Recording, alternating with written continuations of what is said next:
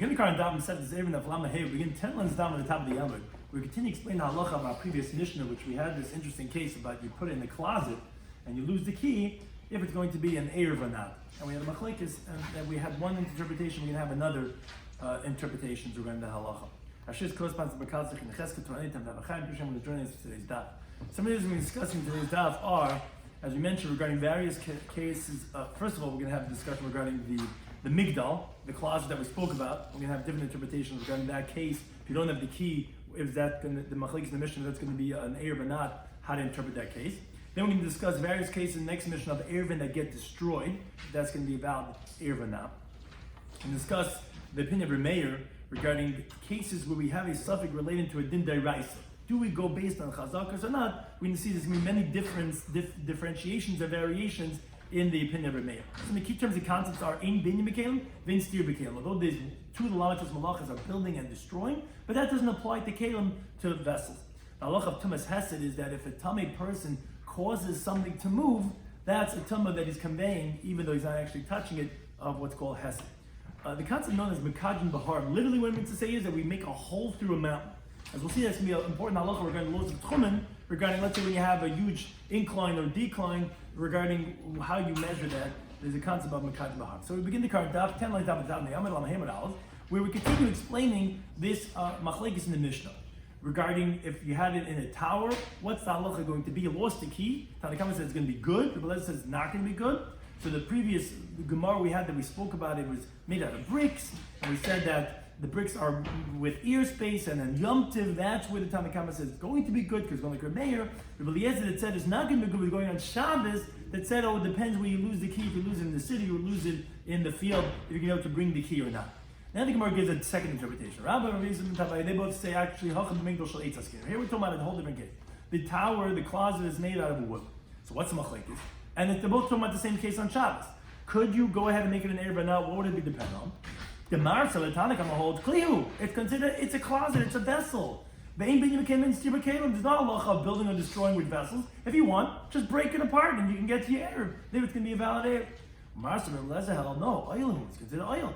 So therefore, that's what his words are in the Mishnah. Oh, you lost the key. It's not. You don't know where it is. It's not going to be valid because you can't break it. There's a problem about stira in the closet because the closet is considered as oil.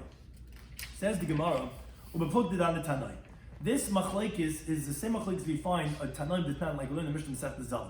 The Mishnah there discusses the following case: Hikish, if let's say a zav, he bangs with his fist a gabi shida on a carriage, teva, a box, a migdal, or Migdal, which we're discussing, a closet. So the Tanakama says Tamei. The closet's going to be tummy. Why? Because of Tumas Hesed. Like Rashi explains, the guy's wearing gloves. He didn't make a tummy by touching because he didn't touch it. Or let's say he banged with a wooden piece in his hand, piece of wood. So he never touched the thing itself. But the fact that he caused it to move, what's called Tumas Hesed, that's going to make it tummy. Rabbi Shloimy Schwartzberg, they say it's going to be tar. So why would they say it's tar? He's a zav, and zav is in Tumas Hesed. Says the Gemara, this is what they're disagreeing about by the case of the closet. Marsa holds kliu. It's a kli. A kli is makabel tama. So you hesed, you masitoi, you make a tummy. But Marsa, but Reb Nachman, but Reb Nechemia and Reb Shimon, they hold oil. It's considered oil. Oil is not makabel tama. Oil, a house is not makabel tama. Zav pushes a house, it's not makabel tama. And that says Amabai, he rejects this interpretation. He says, wait a second. The Tizma, is that really logical to say that the reason is if it's oil or not? And that would be their machlekes here in this Mishnah in Zavman. That's why you want to transport and say that's the same machlekes in our Mishnah. But Vertanya in the Brisa says it's incorrect the assumption you're making here regarding the laws of Hesed. The Brisa says, oil vanisa. Let's say it says oil, it's a house. And it's not such a secure house. And when you bang the house, it actually moves. The halach is tamei. It becomes tamei. And if let's say let's say it's a kli, but it's strongly attached to the ground, though it's very heavy. And when you bang it, it does not move because of you, then it's tar. So you see, it has nothing to do if it's a kli or oil. So regarding to interpret the machlekes, regarding the Mishnah Zavim, if it's going to be makabel tama or not, we see an oil is makabel tama if it moves, and a kli if it doesn't move is not. Bektani Seif, and so too we learned in the Seif of that original Bryce that we brought regarding banging on the box. Regarding that Mishnah, the Seif over there teaches that, and Taisa discusses what's the chiddush, why we need these two rayos. They seem to be both saying the same thing. Taisa explains why they're necessary, but it's saying a similar idea. Now, if they were moved when you banged, Tamaim, they're going to be tummy. Meaning, even according to Nehemiah and Rabbi Shimon, that they said when you bang on the shida table, maybe on the closet, it's going to be tar. They agree if it's nesaitin, if it's moved, then it's going to be tummy. So obviously the reason is not because it's oil, because then why is saying it's bekabel tumah when it moves? Rather, says the Mishnah Zakal, this is the rule. Nisid machmas kaicha, if it moves because of his force, meaning when he pushes the vessel or the oil, literally, it moves from its place, then it's going to be tummy, even if it's oil. Machmas ru'ada, if it's because of vibrations, which the way Rashi says it is, the guy bangs with his feet on the ground, and because of the vibrations, it causes the ground to move, and then the vessel moves because of that. So although it got moved from its place, from the ground, tar, it's going to be tar, because that's considered what's called koyach koycha. It's the force of his force. But it's not literally him that's causing it to move. But one thing is, you see that the machlekes in that Mishnah has nothing to do in Zavim regarding the oil or kli.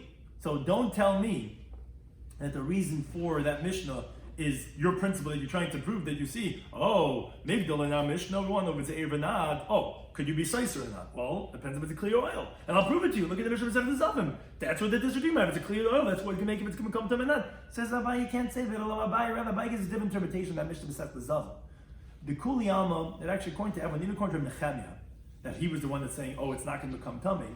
Hasid, if you literally move the thing, machmas koicha, because of your force, tamei, it's going to become tamei in this closet, even if it's an oil. Machmas ru'ada, if it's because of vibrations, then it's going to be tar, even if it's a kli. So what are they disagreeing about? But ru'ada machmas koicha eskina. It's not so clear what the case exactly is. It's a vibration because of its force, which the way Rashi says it is, you banged on the thing itself, but that didn't cause it to move. It's the vibrations that ultimately moved it. So it's a middle gang. It's like a middle type of a case. When you pushed it, you didn't literally move it, but you didn't just push on the ground and the vibrations causing that to move. You push the thing, and the vibrations of your push is what ultimately ends making the thing move. That's a machlekes. The Maris of the Tanakh holds have hesed. That's included in hesed. You're causing it to move. Husky clap and it moved. So that's hesed. But no, I have a hesed. That's not hesed because ultimately you're pushing not what moved it. The vibrations that moved it, that would still be considered as like kayak kayak. But one thing is, so you're not bringing in a proof from this Mishnah Masech Zavim that there's a machlekes regarding migdal if it's an oil or kli. The original assumption of the Gemara was, that's a machlekes in Zavim, it's oil or kli. So that's the explanation of our Mishnah. So we're back to the question. So we must need in our Mishnah regarding the laws of Erev, but my Makminu law, how are we going to explain the halach in the Mishnah? Because as Rashi explains, the Gemara's question is, according to everyone, if the closet is very big, so then it's an oil. So why it's going to be an Erev? It should be a problem about Seiser. If it's small, that it does not contain 40 sal when it's moist, so then it's considered Kli. So what would be the reason Rabbi Eliezer that he would hold that it's not an Erev? What do you mean? There's no problem about Seiser. So Abai Ram and Tabai, they give a different interpretation. They say, B'mino, we're talking about a lock, the katra b'misna, that it's tied with a rope. That's asking, that's what we're talking about. So you have a lock that's tied with a rope. Now, you need a knife to cut the rope. Now, as Rashi explains, why do you need a knife? Because actually, if you were able to undo it with your hands, so it would be okay, even according to Rabbi Eliezer. Because cutting something is only a problem if it's attached to the ground. But here, you're ruining the thing. It's going to be permitted, as a Bryce teacher in Sefton's Be'er, Daf Laman Alpha and Beis, that when you talk about the chaysama shebekim, when you have the seals on the vessel, so you could untie it, you could open it up, and you could be chaytich, you could cut it. Now, although over here it's an oil, and there the Gemara says that tearing the seal, if it's attached to the ground, is problematic. So Rashi says that that's only Gzer Drabanan, because it looks like Seiser, it's not literally Seiser, because really just opening up the opening, and since it's rabbinically forbidden, so that's what we say, that would be permitted. Okay, that's Rashi's clarification, why we have to say you need a knife. So you need a knife to open it. Now it's interesting what the machlekes ends up being about in our Mishnah, if that's the case. Tanakama says that it's going to be a valid Erev, even though you don't have a key. Some of the Kribiesi. Then when he says, all, and this is how we paskin, all vessels could be moved on Shabbos, and same thing as a knife. You can move around vessels and utensils, except for a large saw, the Yasser Shamachresh and the peg of the plow, which is the very expensive items, that's called Muktzah Machmas Chasar and Kiss. So that's going to be considered Muktzah. Everything else you could use whatever you want it for. Okay, so you could take the knife to cut the rope to get to the Erev. So if it's about there. But Rabbi Eliezer holds not to be an Erev, why not? Take a knife and cut it open, you're allowed to. No, some of the Krim Nechemia. I mean that he says, I fill a talis, even a coke, I fill a talis, even a spoon, Eini talim, el tzartash mission. Could only use for what its designated purpose and utility is for. What's a knife used? Not to cut ropes. And the mama says, it's just the mess of them. That's not what a knife is for. It's to cut meat and to cut food. So that's the machlekes. Tanakama does not hold like a Nechemia, so therefore it's going to be valid there because you could use the knife to cut the rope. And Eliezer says, no. If it was lost in the city, it's going to be an error because when you realize and you find it, you could bring it derech chatzes, katifas, and you could bring it that through all those different ways. But if you lose in the field, it's not going to be an error because you can't cut the rope. Why not? Why can't you just take a knife? Because you're holding the Nechemia. It's muktzah to use a knife for cutting anything but meat and bread, and therefore that's what's not going to be valid. So interesting interpretation. What it ends up being, we had two more interpretations. We had one interpretation regarding the bricks in the previous stuff, regarding taking apart brick by brick, or we said over here regarding if it's a clear and oil, regarding a migdal shel eitz, or we said interestingly that machlekes actually ends up coming down to the rope. Tie with the rope. Can you cut the rope or not? That's machlekes. Can you use a knife for that or not? Now we continue to the next Mishnah. Again, continuing the theme regarding where the Eruvin is, if it's going to be a valid Eruv. Again, Eruv is a half a loaf of bread. It's 2 meals worth of food. Where that's what your Shabbos residence. So let's say like this. Let's say you put it by the end of your 2,000, but within. It has to be within your 2,000. It has to be that you're able to go there on Shabbos. It's just that you're moving your actual locus. You're moving it from where you are to that place over there.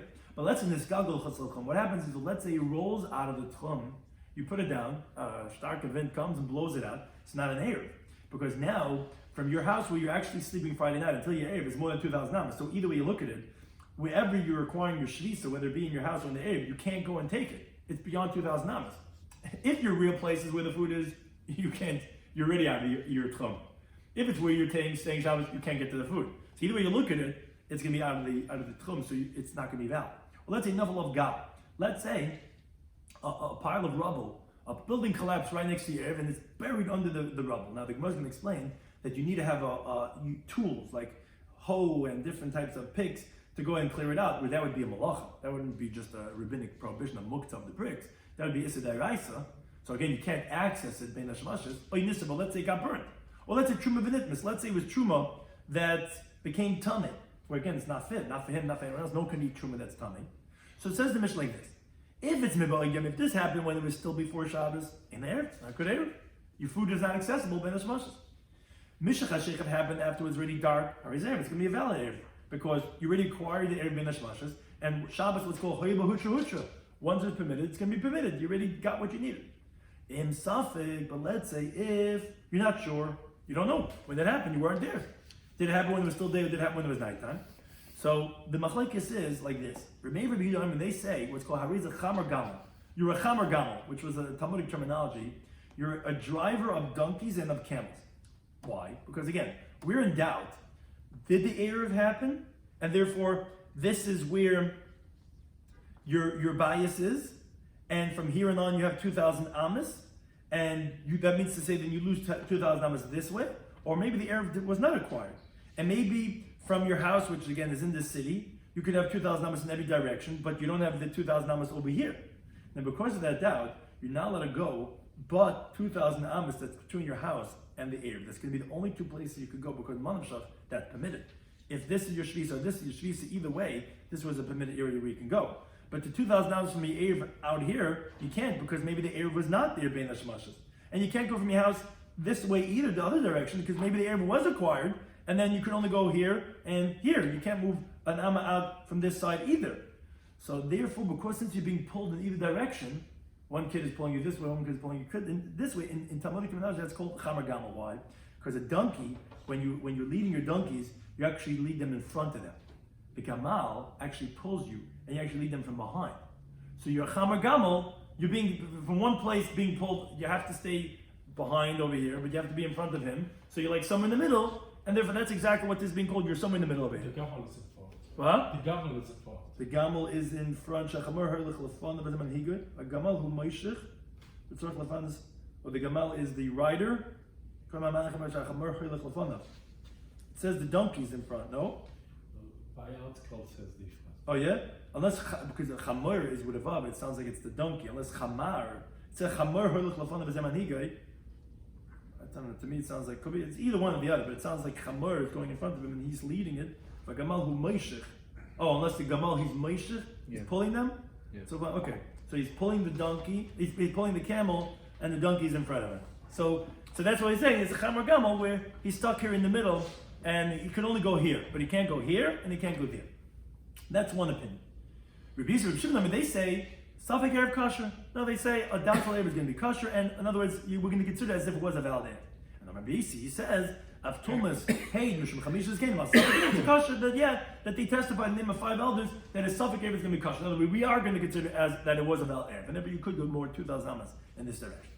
Now the Gemara explains regarding the opening cases. The first case we mentioned was Neskalgul Chutz L'Tchum. He said if it rolled out of the Tchum, so then when it was before Shabbos, it's not an Erev, because you couldn't have access to this case of Neskalgul Chutz L'Tchum. So Amrava, he qualifies this. He says, no, Lishon, we didn't learn this illustration Neskalgul Chutz L'Arba Amas. Besides going out of 2,000 amas, it went another 4 amas. But if, let's say, and this we actually referenced this teaching of Rava previously when we spoke about the virtual area that an Erev surrounds. But let's say it went out of 2,000 amas, but within 4 amas, then Hanais Neruva, the Allah is, when someone puts on his Erev, since he intended to acquire his sheath over there, Yesh Dalar Amas, he has that perimeter of Dalar Amas around it. And since the Dalar Amas is absorbed in the Tchum, it's like the Tchum. And therefore, it's just like when you put an Erev in a house. That's at the end of the Tchum, that even though the house is 1,000 amas long, you're allowed to go the whole house, and it's not considered going out of the 2,000 amas because it's muvla in the Tchum. Here also, as long as it didn't go 2,004 amas out of where the guy is, if it's 2,003 amas, it's going to be okay because that's still considered as a valid Erev. The next case in the Mishnah was Naval of Gav. Let's say a pile of rubble falls on your Erev before Shabbos, it's not going to be an Erev. Now, it says the assumption was but if the guy wants to, he can take it. Meaning the Mishnah is telling us it's not an Erev because of moving the stones that fell on it, which is only rabbinically forbidden. The only problem about Muktzah says Gemara, they must need like Rebbe. Shall we say the Mishnah like Rebbe? Because the Rebbe, he says, same thing rabbinically forbidden. Like God Rabbeinu Shmashes. So what's the problem? So the building collapsed in it. So it's Muktzah. So what's the problem? Muktzah is not a problem according to the Beit. It's a Shvus. Shouldn't be a problem. Why is that making that an error? Says Gemara, make a Rebbe. You could say the Mishnah is even like Rebbe. No, it's necessary to say this case, the boy more of a chatzina. You need a hoe, you need a pick. It's a malacha deraisa, which this is different Rishonim. Either it's a problem about baino or it's a problem about chayyush. But one thing is, you're doing malacha deraisa to access it, and therefore it's going to be a problem even according to Rebbe. Now, Tzrichi says the Gemara, why would you have all these cases for? We have Niskagel Chutz L'Tchum, Nachman Gal. So it says the Gemara, you need them all. Why? Diton Niskagel, had we said the case of when it rolls out of the Tchum, of course not going to be about it. It's not here, it's not within your Tchum. A level of Gal, but let's say a pile of rubble falls on it. Okay, the Isagabe, it's still here. I would say, okay, although you can't access it, but it's here, I would say it's going to be in there. So then we have to say that case too. Now, if you tell level of Gal, had we only said the case of when a pile of rubble falls on it, I would say Mishum B'chasi, because it's covered, you don't even see it. When it rolls out, sometimes the wind will come and blow it back in. I would say it should be in there, because it is considered accessible. So you're going to have to say that case also. Now, then there's 2 more cases the Mishnah spoke about. Or gets burned, or truma benitnas, or truma that became tummy. Says, well, normally, what do you need those cases for? What are you adding that we don't know already? That if it's not accessible, that it's not going to be down there. Says, well, you needed both of those cases too. Tan and Nisra, we said the case of getting burned is a continued number of days. But the Achad Krechel Rabbi Yisi, to say the strength of the thrust of the opinion of Rabbi Yisi, which again Rabbi Yisi said that Safek here is going to be kosher. So the chiddush is that even if it's not even here anymore, it got burned. Still, it's not awesome. Because maybe it was there, Ben Hashmash, and it can be valid. So that's the chiddush in his opinion, even though it's Nisra. And Tana Truma Benitnas, why do we say the case of Truma that became Tamei? But the Achad Krechel Rabbi Meir. So the strength of Rabbi Meir's opinion. That although, what do I mean? It's here. You see the Truma right here, it's just Tamei. And you would think to say, and this is actually going to take us to the next Gemara's discussion. That okay, by Ben Hashmash, you'll say it had its chazaka. Before it became Tamei, we knew it was Tahar. So we would say that the original chazaka should remain the presumption that it was Tahar.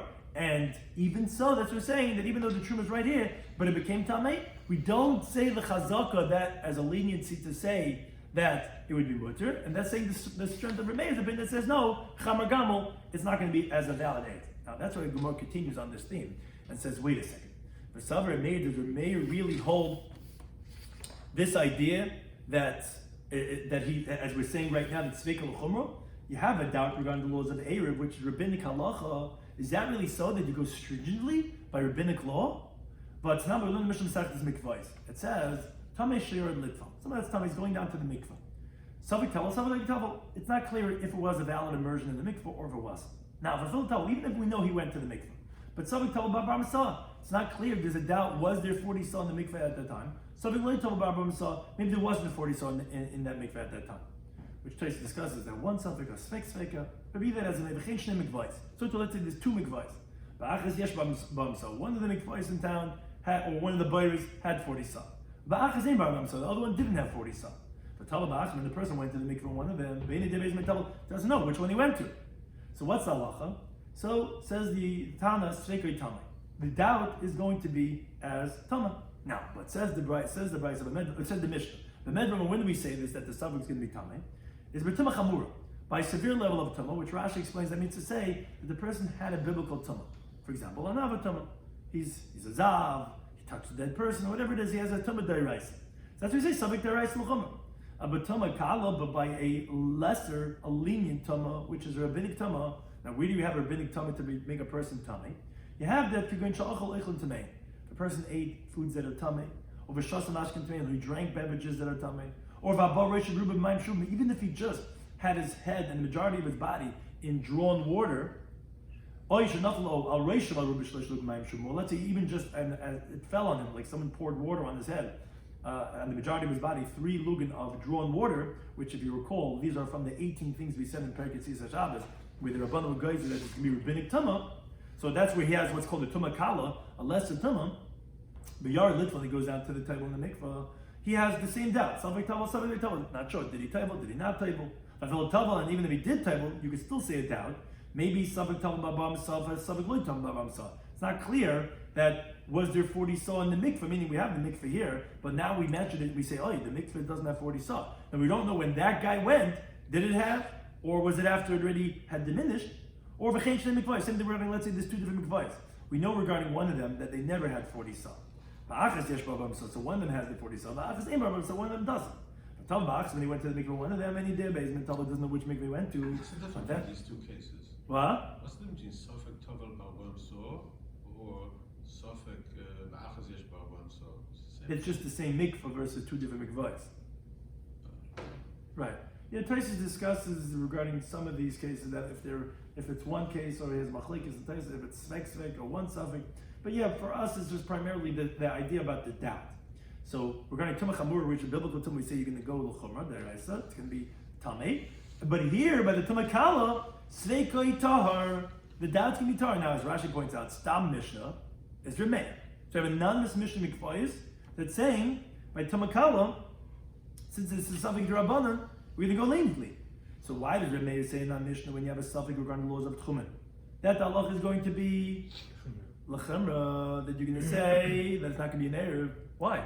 He says suffix, the Rabbanan is a kula. We have something different if it's on the Hefze or the Gavre. What do you mean? For instance, where he asked about the Mikveh, because it's either he toivel or not toivel, so it's a Gavre. If the mikveh has polis or not, he toivel, but we don't know if the mikveh has polis or not. What would be the difference between Gav and Chavtza? Because maybe a requirement on the person to be toivel, but we are not sure he toivel. Maybe he did toivel, but no. I don't know what. Right. So this is, by the way, we're not going to delve into it, but this is from like the greatest Shav Shmaitz Sugyas or Yerban Chazakas we're about to touch now. Yes. That's we look at the Rishonim Achrein, busy, which we're going to try to take it as we do it, and just on the surface. But we're entering into that terrain right now with chazakas, with the original chazaka and regarding anti-chazakas. But be that as an the mission just ends. Rabbi Mitame. Rabbi actually says that it actually is going to be tamei, and Rashi points out the Gemara is going to ask the contradiction of Rabbi too, because if you recall in our Mishnah, Rabbi actually is lenient. It says something gave his kosher, and here he's saying that's actually going to be tamei, which is actually the opposite. But for now, we're just asking on Rabbi first. But seemingly that's a contradiction. Says the Gemara that Ksabra Meir, he holds Tchumen deraisa in him. He holds that Tchumen is biblical. So it's something deraisa. So you're going to go L'chum, you're going to go stringently. And therefore, by Savik Erev, it's not going to be valid. Whereas by the Tumakala, which is rabbinic, then he'll go leniently. So there's not a contradiction. But the Gemara continues to ask and says, wait a second, the Ksabra Meir Tchumen deraisa, is that really so? Meir holds that Tchumen is deraisa? But what's not? There's a Mishnah later on, in Paraketzim Ma'abim Daf Menzaim Beis, that talks about, we're going to discuss over there, very practical halacha for Tchumen, how to measure a city. and when you're ending the measurement from the city and you want to make a marker over there, where's the Adkan Ha'ir, Adkan. So the Mishnah there says that we only measure with ropes that are 50 amas long. That's the measurement Chazal gave. Now, what happens if you come to a valley? Or you come to a steep wall? So the Mishnah says over there that if you could span it with a rope of 50 amas, meaning you're not going down the valley, if you could span from one side of the valley to the other side of the valley with a rope of 50 amas, you could span it even though the slope would have added much more for the tchum, doesn't make a difference. But if, let's say, meaning if you would measure the incline and the slope, it would be 100 amas or 200 amas, doesn't bother us. Since you can go from one end of the valley to the other end of the valley with a rope of 50 amas, so we're going to span it that way. And that's going to be how we measure the 2,000 amas. But let's say, says the Mishnah, let's say you cannot span it with a rope of 50 amas. So what do? So let's say you have a mountain. So if you could span it from one end to the other with the rope of 50 amas, fine. But let's say you can't. It's bigger than that. So the Zomer disturbed Rabbi Shloimy Meir, and this is very important in the name of Rabbi Meir, that Shemati I heard, and we'll delve into this topic over there. Here we're just bringing it in passing.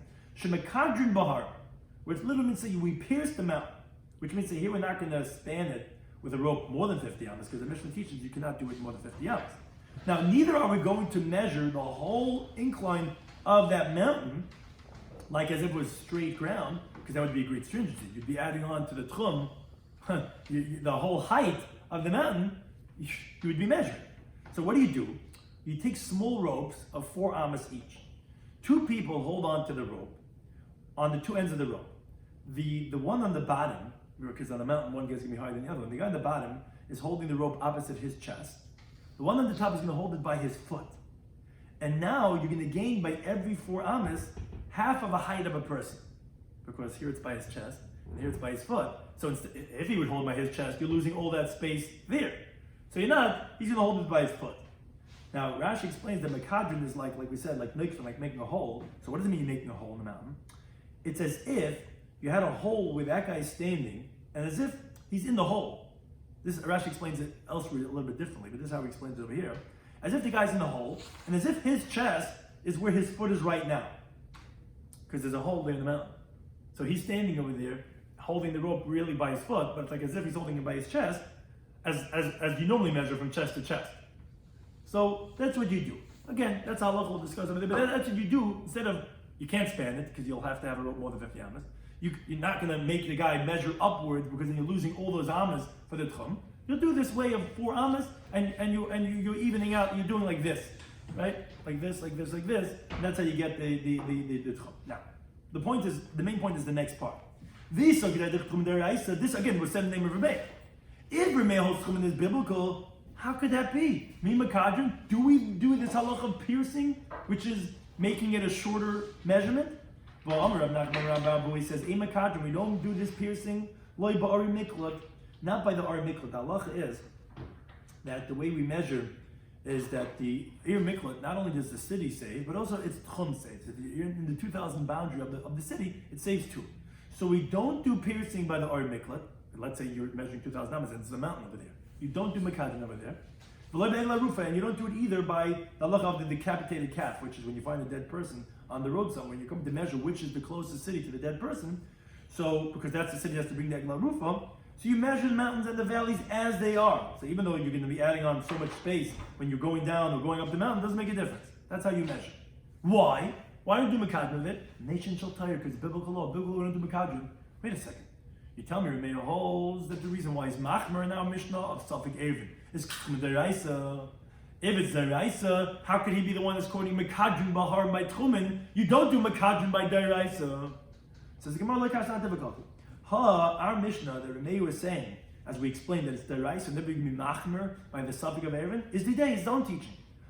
This where he permits Kaidrin by Tchumen, that's obviously saying it's not deraisa, is the Rabbi, is from his own teacher. And says the Gemara, Dikanami, precise reading shows this, because they tell me, what were the words? It said, Bezuam, Rabbi Shloimy Schwartzberg, Meir said, Shamati. We need a shulm over here. Shamati, right? I heard. Meir is saying, I heard that you could say, I heard from my teachers, but I don't hold of it. I heard Shemakadim Haram, that make holes in the mountains to be lenient by rabbinic law, Shema no, but obviously he doesn't hold like that. Because he holds that actually it's not allowed because he holds that Tchumen is Daraisa. But the Gemara continues to ask, Rami Daraisa Daraisa Remeir, and this is what you brought up before about getting into the laws of Chazalkas over here. Wait a second. Is that really so that you're telling me Remeir holds that when you have a Savik Daraisa, you're always going to go L'chumra, and since we explained the Eruvin is Daraisa, we're going to go stringent by that Safik? But there seems to be a contradiction in Remeir himself. Because now we learn the Mishnah Masechtas Tyrus that says like this. No go be'echa. Let's say somebody touched a person, Balayla at nighttime. Now, he doesn't know if he's alive or dead. Probably this child would come up in the lager, right? You don't know if someone's alive or dead. The next day he wakes up and he sees the person's dead. Remeir says that the person is tongue. Why?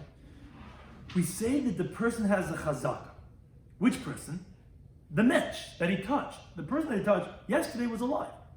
No. So therefore, we don't know when he died, but he touched him some point during the nighttime.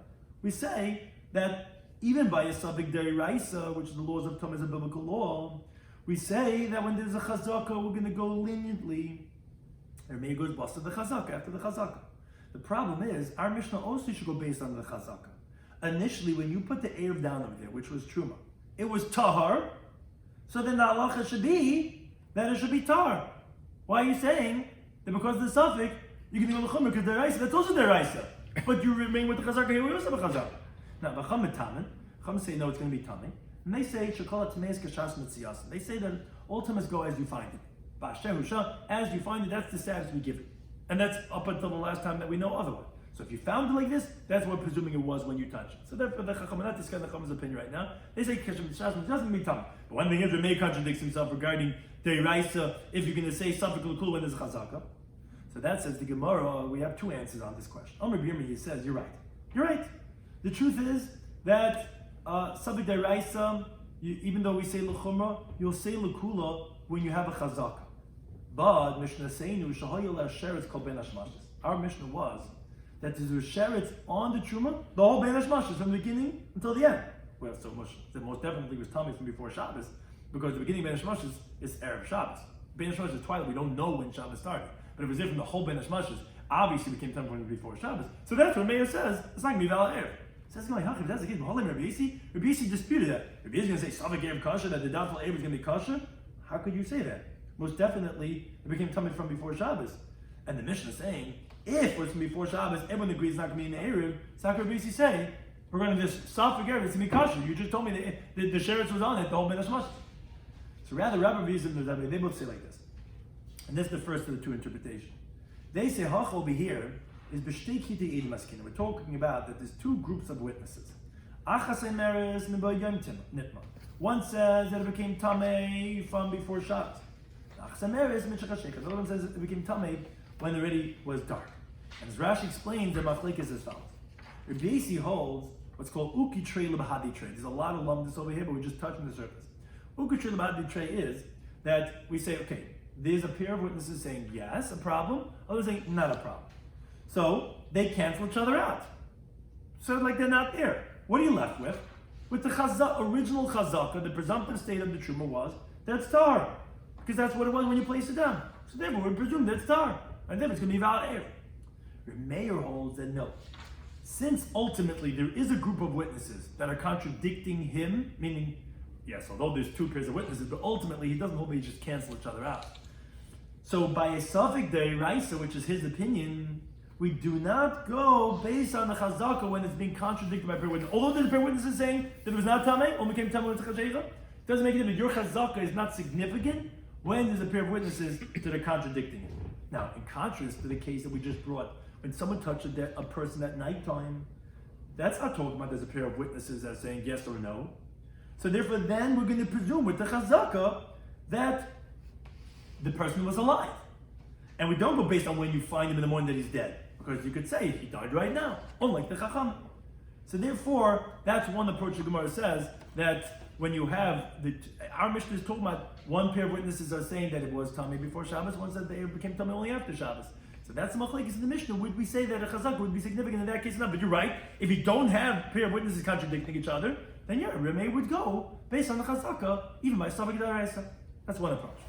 As we continue to talk about Rav Amma gives a second interpretation. He says, no, you could even say the case that we brought from the Mishnah, Masechtas Tahirus, regarding touching a person at nighttime.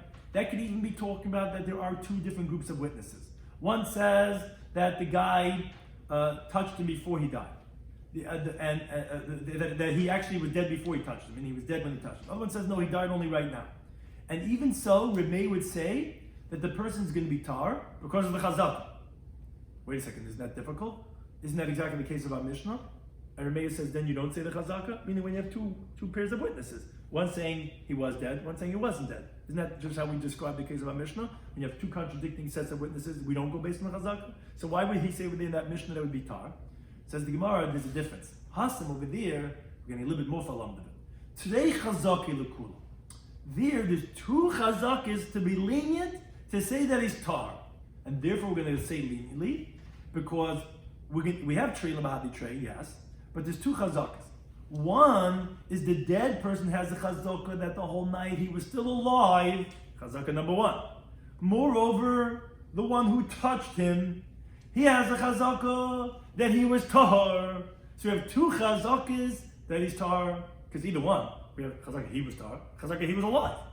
So then we're going to go leniently. The hach over here, and don't worry, we're going to discuss greater length and the next stuff too.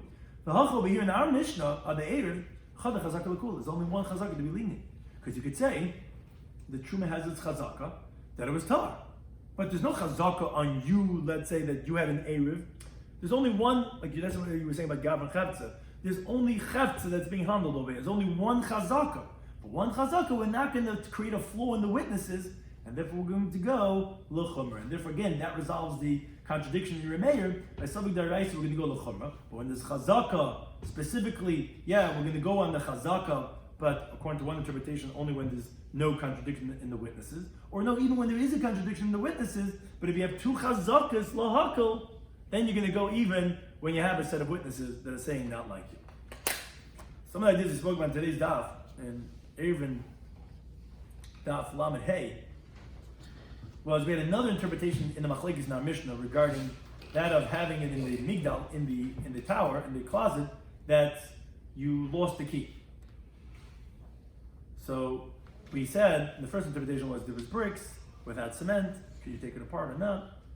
This interpretation, second interpretation, was that it's actually made out of wood. So what's the Machlekes? Is it a kli?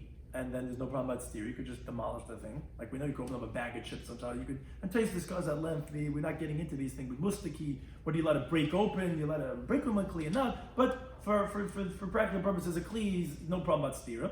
Or is it like oil? So that's the machlek in the Mishnah. The one who rebukes you held that you can't access it is because you don't have the key and you can't break it. It's like oil. And the one that says, yeah, it's just like a kli. And the Gemara says, yeah, that's like we find a machlek. Set the oven. You bang on the migdal, which is the case of our Mishnah, on the closet, the machlekes becomes tummy or not. Well, obviously that's a machlekes. If it's a kli, it becomes tummy. If it's oil, oil does not become tummy when a zav touches it. That's a machlekes. That Abaye rejects it. Abaye says no, that's not the case because you're misinterpreting that machlekes as the zav. Because we find the brisa, an oil that gets moved is tummy. So don't tell me the machlekes is a closet of oil or not, and the closet is not becoming tummy. That's not true. Oil that moves is going to be tummy. And so too, we have, as Abaye reinterprets the machlekes, he says the machlekes is actually what's called the tremors because of his force. That was the machlekes, if it's regarding hesed or not. But the machlekes is not regarding if it's a clear or light. So therefore, rather, he gives a third interpretation. He says, actually, we're talking about that the closet has a lock that's tied with a rope, and you need a knife to cut it. And that's machlekes. Can you use a knife for its non-designated purpose? That's a machlekes in halachas amuktzah, and that's a machlekes in our Mishnah regarding if it's going to be erev or not. Then we went on to the next Mishnah. We said, many different cases, if you can't access the Erev, it says not going to be an Erev. So he said, let's say if it rolls out of the Tchum. Now the Gemara added on, that was the halacha of Rava, of the virtual area surrounding your Erev that we mentioned in the previous dafim, that no, it has to go besides 2,000 amas, besides rolling out of your 2,000 amas, it has to roll another 4 amas. And regarding the next case of Nafal of Gal, we said that if let's say a pile of rubble falls on the Erev, so we said it's not going to be an Erev. Now we thought, oh, that sounds like the Rabbanan because that's the problem with just muktzah. We said, no, even like Rebbe, because you need a hoe and you need a pick to get to it, which would be a problem about Baino or like that of Chayrish. And the reason why we needed these two cases, the first case is even if you could say that maybe wind would blow it back, still we say it's not an Erev. And here we say, but it's here, it's just covered over, still it's not going to be an Erev. Then we have the third case of it gets burnt. Why do we say that case for? That's saying the strength of Rabbi Yossi, that even though it's not even here, it's got totally disintegrated, still he says, since it was a suffix, it's going to be a valid Erev. And the fourth case was regarding Truma Venitness, that we said why we have to say that case. So I was saying the strength of Rabbi Meir, that's not going to be an Erev. What's the Chiddush in that? Because it's here, the Truma is here, and the Chiddush is that you don't say a Chazaka. You'd say, okay, well, we knew it was tar, so you have a suffix, go based on the Chazaka, which that's going to take us in a moment to the question the Gemara had to ask on Rabbi Meir. But then, the Mishnah just qualified 3 different types of ways of these problems. If this happened, all these cases when it was still day, so then it's not going to be an Erev, because it wasn't Ibn Hashmash. If it happened when it was ready Shabbos, it's going to be an Erev. Keep it short, short. But if it's a suffix, we actually had a machlekes in the Mishnah, what's going to happen? Either a chamor gamel, which you're somewhere in the middle, you have the chamor pulling you in one way in front of you, and the gamal is behind you, the gamal, or it's going to be valid Erev. Now, then regarding this halacha that we said, according to Rabbi Meir, that it's not going to be an Erev, and we said you're not going to say chazaka, the Gemara says, wait a second, why aren't you saying a chazaka, which obviously you're saying by Savik Rabban, and you're going to go l'chumra by the Savik Erev? What do you mean? We learned in the Mishnah that says, if you have a Savik Tumah, so if it's Dairaisa, we're going to go l'chumra. But if it's rabbinic, what's called Tumakala, then you're going to go tar, and Stam Masnitin, Stam Mishnah is Rabbi Meir, so it's Rabbi Meir, so that contradicts. So then the Gemara says, no, he holds Chumah, it's Dairaisa. Since it's biblical, so we're going to go l'chumra, as he says, we're going to by Tumah Dairaisa, go l'chumra. But then the question is, what do you do with Mekadrin? Mekadrin, Rabbi Meir said, you do Mekadrin. You pierce the hole, but that's only by rabbinic law. And Tumah is Dairaisa. Says the Gemara, that's not difficult, that's going like his Rabbi. Like he says, Shemati were his words. I heard. It's going like his Rabbi, but he doesn't hold like that because he holds actually Tumah Dairaisa. Actually, he would hold you don't do Mekadrin. Now the Gemara concludes, at least in one approach, that says, yeah, Rabbi Meir holds, even by Savik Dairaisa, that if there's a chazaka, you're going to say, you could say leniently. Like, where do we find that? When he touches someone at nighttime, and tomorrow you find that he's dead. But then the problem is, so our Mishnah, so how do we understand our Mishnah? Oh, he said the sheretz was there, all bein hashmashes. And therefore, because the rest of our Mishnah should also be chazaka. So he said, no, the sheretz was there, all bein hashmashes, so there's no suffix. So then, wait a second, how can we say the suffix is going to be valid Erev? So the Gemara says, you're right. The Gemara gave 2 different interpretations of halacha by Mishnah. Again, because we're saying Rabbi would hold that even by Savik Deraisa, you would go to kula when you have a chazaka. Because that was the case that we said by the dead touching the dead person. So then how do we understand our Mishnah? Why is our Mishnah going to say it's not a valid Erev?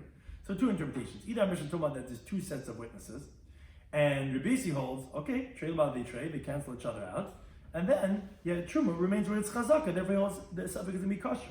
Rabbi Meir holds that no, since it's a Savik Deraisa, again, that's going according to his opinion, then you're not going to go basa chazaka, because you do have this pair of witnesses that are excluding it from the chazaka. Then we don't go based on the chazaka. If there's no pair of witnesses, then you would.